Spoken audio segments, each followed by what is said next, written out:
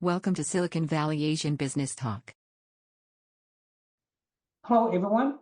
This is Roger Chen from University of San Francisco Center for Business Studies and Innovation in Asia Pacific.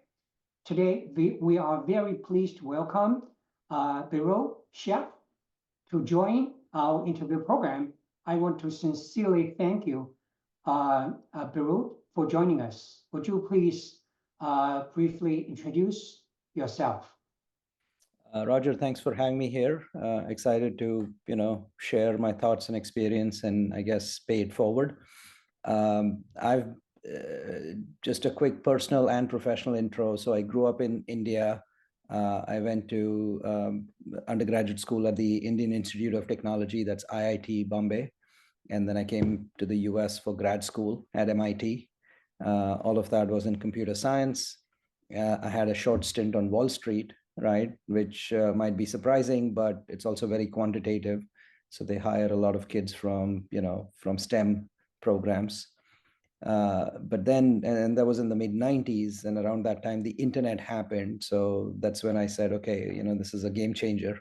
I want to focus on building internet companies. And, so I've been an entrepreneur since then, a serial entrepreneur.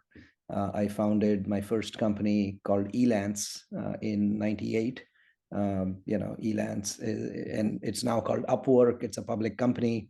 It pioneered the gig economy or online freelancing, and it continues to scale and grow very nicely today.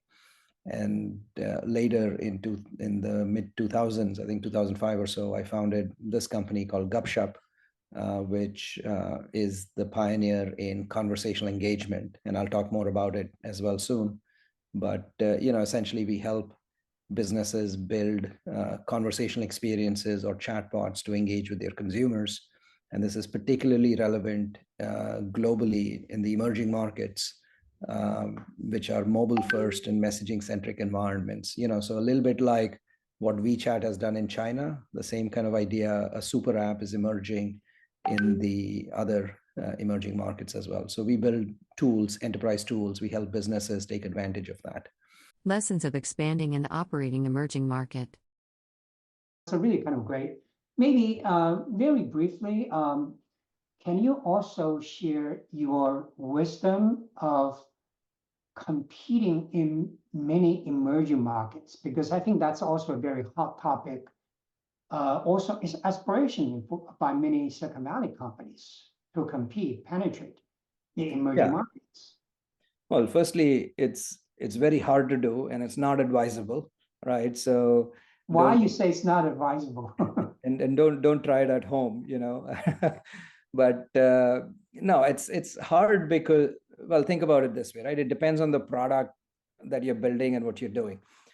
Generally, if let's say if you have a product that's focused on the US market, the US market is so large, there's so many customers, and the legal framework is similar, the negotiating, the currency, the contracts, I mean, just everything is similar, right? So once you build for it and optimize for it, let's say if you start selling in California and then to sell in New York or Chicago or LA or whatever, is not very different. So it right.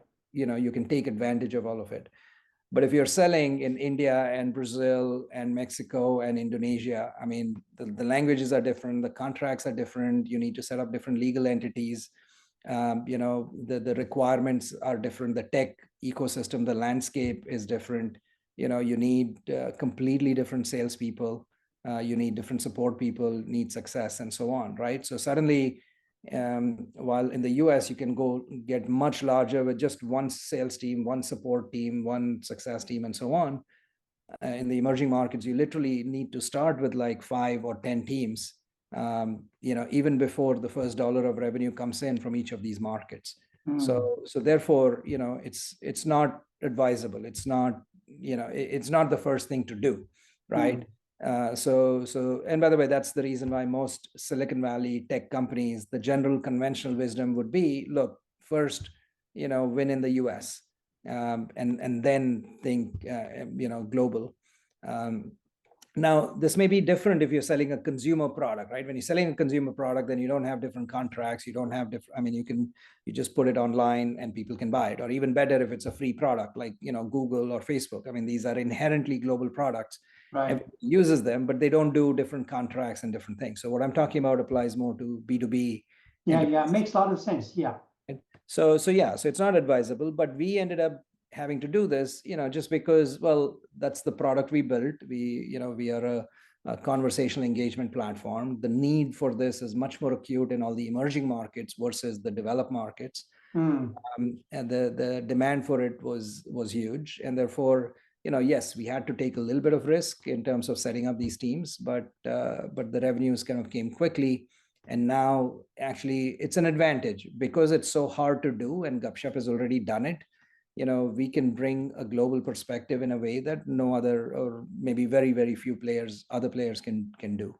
So yeah, but in general, it really, you have to start with that. There's no, in all of this, maybe the one takeaway on everything I'm saying, right? Take it with a grain of salt, because any advice of the kind that I'm giving, I mean, it depends on context. The context is, your product, your business, what you're trying to do. And then, of course, I'm happy to share from my example, right? And in our context, it made sense to do it, right? But most general tech companies coming out of Silicon Valley, you would take a US first approach, enterprise companies.